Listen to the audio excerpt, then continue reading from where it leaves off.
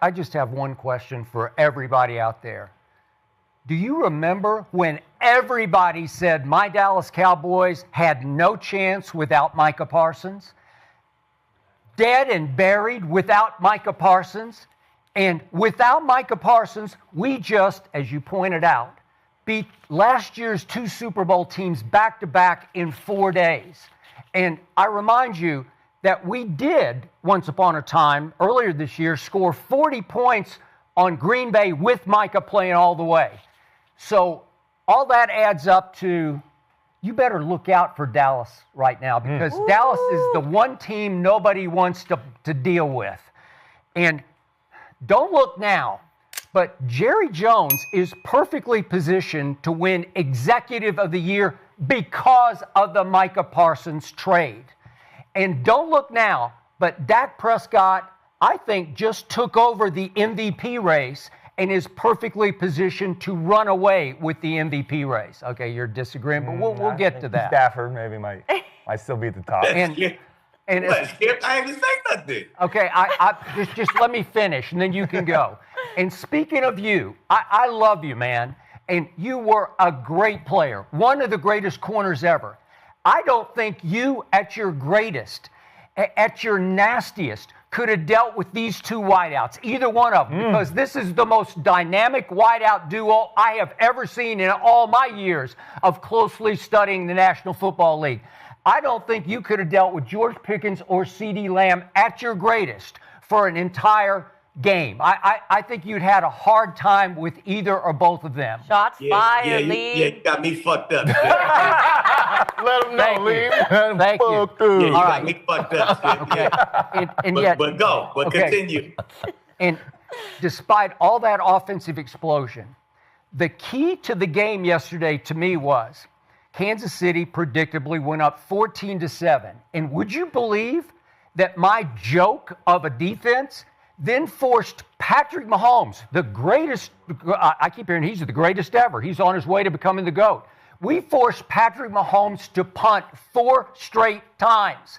4 straight. Didn't even get a long field goal out of the next 4 possessions, and it allowed us to regain control of the game, 17-14 at halftime, and we convincingly won the second half to me. We were in control from start to finish of the second half of the game.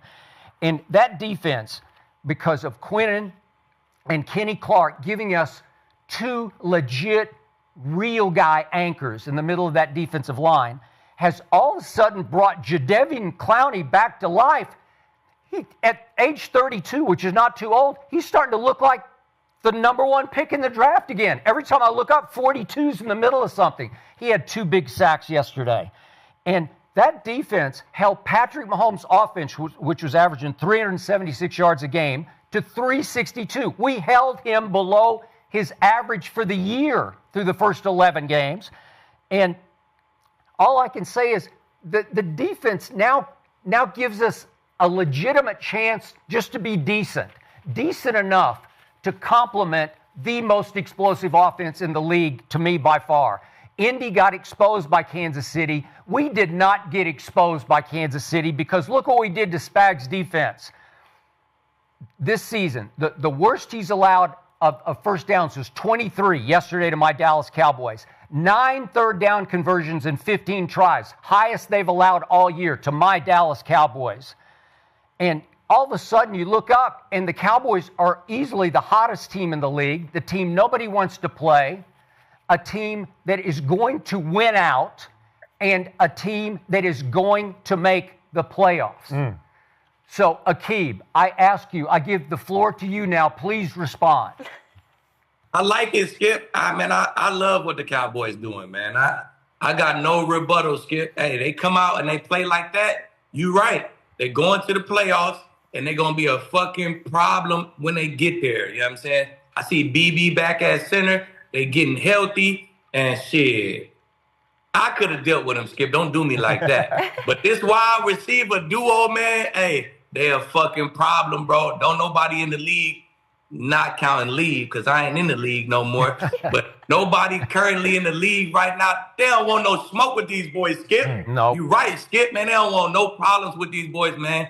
Dak, I don't know if he passed up Stafford yet, but man, Dak doing what the fuck he been doing all year, man. Hey, offense look explosive, and you hit it on the head. If that defense started just being manageable, just be decent, man. If they would have been doing this all year, if they could have been decent all year, they'd have fucking 3 losses this year. You know what I'm saying? So, no rebuttal, Skip. I'm with you, man. I'm in Dallas now. It's live out here. It's playoff time, baby. You know what I'm saying? And shit, I'm rocking with you, Skip. Them boys going to the playoffs. I think they can win out. I look at the schedule. I don't really see why they got a big game against the Lions on the road. Yeah. They got a big game against the Lions on the road. If they can take this same energy to Detroit, come away with that win, hey, it's gonna be a fucking problem in Dallas, man. I'm telling you. Wow. You want to go, Cody? Yeah, I'll go. I think you said it perfectly. I know we give you a hard time, Skip, but I can't today. That was an unbelievable win by your Cowboys. It really was. And what they've done the last 2 weeks, to go down by 21 points to the defending champs in the second quarter, come back and win that game, and then to go toe-to-toe with Patrick Mahomes and the Chiefs, who also have their backs against the wall, and still find a way to win this game after another terrible start, too. But I think it came down to 2 things, one of which you already said, but I'm going to start somewhere else. I think it came down to Dak Prescott. The way that he played in this football game, to have as bad as a start as he did, to throw an interception on his second attempt of the game on the first third down, terrible pick right to Jalen Watson. And then after that, besides maybe almost one interception to Bolton, he played nearly flawless. He was in command of the offense. His eyes, which were important to me when I watched the film, were consistently in the right spot. And he knew where the pressure was coming from. And Tony Romo kept talking about not taking his hots. To me, it looked like he was buying time. He knew where the free rusher was. Knowing the route concepts, he knew that I could wait just a little bit longer and then find the open guy. Did a really good job of that. The way that he used his legs to extend plays, too, I think is going to be a big part of their offense going forward. Javonte Williams didn't have a huge day on the ground, but did enough to where the play action really opened up, and that's a big part of their offense right now. But where Dak excelled for me was on third down. Outside of that first third down attempt and fourth down, the one fourth down they had, he was 12 of 15 for 156 yards and 2 touchdowns on third and fourth down combined. That is winning football. You mentioned it. There were 59% conversion rate on third down. As an offense, we shoot right around 40. If we can get around 40%, that's winning football. 59% against Spags, and it wasn't like Spags was sitting back and letting him take underneath routes and playing cover 2 and taking middle shots. They were lighting his ass up all game long. He never flinched. He never got flustered. He dissected the defense, made some big-time plays. Huge shout-out to Dak Prescott in that game. But the other thing for me is the difference was those last 2 drives for the Chiefs before halftime and then the first 2 drives coming out of halftime. Remember, you said they go up 14-7, and it felt like, not going to lie, I'm watching, oh, shit, here we go. This is the Cowboys defense that we saw early in the year. Dak's going to have to put up 35 in this game to try to win. But no, they buckled down after that. They get a stop, the second drive before halftime, and then the last drive before halftime, which is so important. On offense, we call it the last 4 and the first 4. If you get the ball at the end of the half and you get the ball to start the half, you can put up 14 points right there, which can change the outcome of the game. But instead, your defense got 2 big stops. Then they got another punt on their second drive out of halftime. Your offense went and scored 13 points. They go take the lead, and it went back and forth at the end, but they found a way to get it done. It was really impressive to watch. They played some good football. That defensive line, as much of a hard time as we've given them this year, now with Kenny Clark and Quinnen Williams, and don't forget about Oso Digizua. He's still there. And then Jadeveon Clowney, like you mentioned, had 2 sacks yesterday. He's getting after the quarterback. Logan Wilson's a huge pickup. But for me, the difference maker on defense is when Overshown is out there. When I watch their tape from early in the year to where they are now, you can tell a significant difference from when Zero's on the field and when he's not on the field. The ability that Chiefs Kingdom.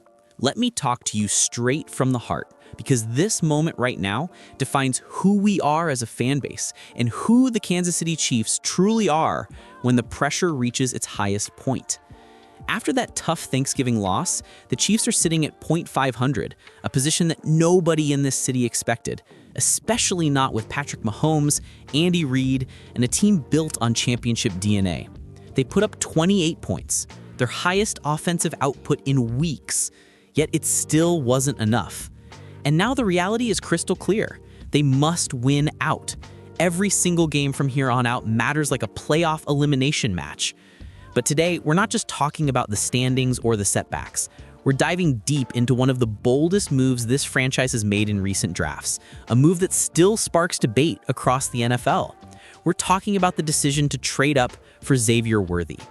2 years ago, when the Chiefs were fresh off their Super Bowl win over the San Francisco 49ers, they knew they needed to add a weapon after losing Marquez Valdes-Scantling. So Brett Veach did what bold general managers do. He climbed up the board, sending picks to Buffalo to land the fastest player in NFL Combine history. Xavier Worthy wasn't just a receiver.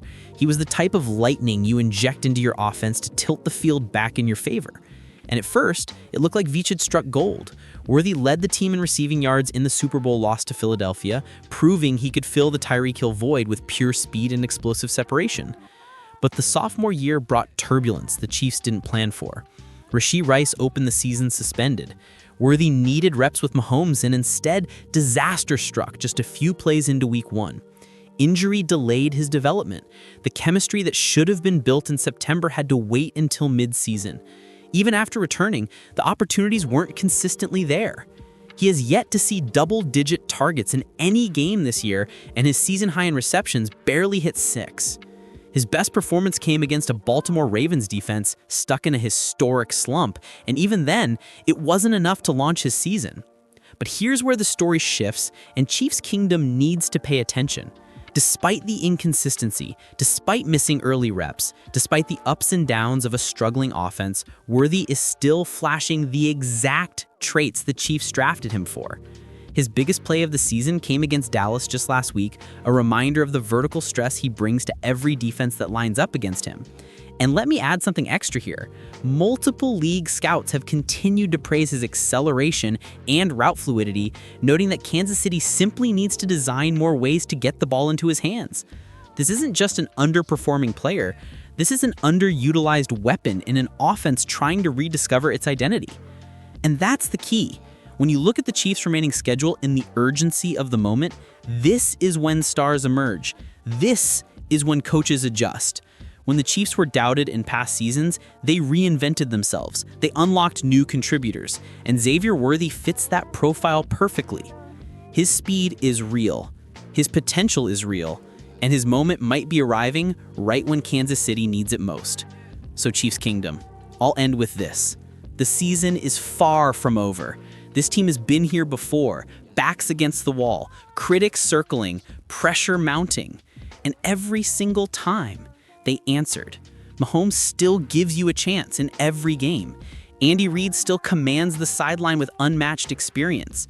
And if Worthy finally hits his stride, this offense could look very different in December. Now I want to hear from you. Do you believe Xavier Worthy will break out down the stretch?